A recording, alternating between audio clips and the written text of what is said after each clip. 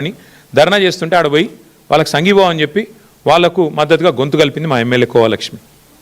ITDA ఉద్యోగులు, చిన్న ఉద్యోగులు, అవుట్సోర్సింగ్ వాళ్ళు, వాళ్ళకు 7 నెలల జీతాలు లేవు.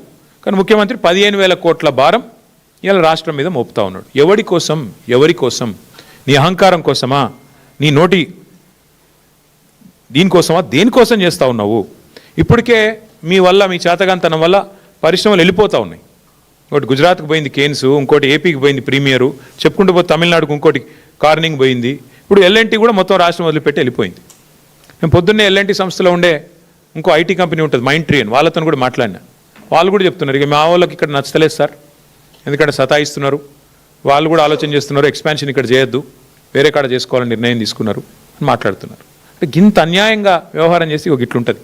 ఇప్పటికే 2,20,000 కోట్లు అప్పు చేసిండు రేవంత్ రెడ్డి. ఈ 22 నెలల్లో నెలకు 10,000 కోట్ల రూపాయల చొప్పున కాగ్ చెప్పింది, నేను చెప్పట్లేదు. 2,20,000 కోట్ల అప్పు చేసిండు.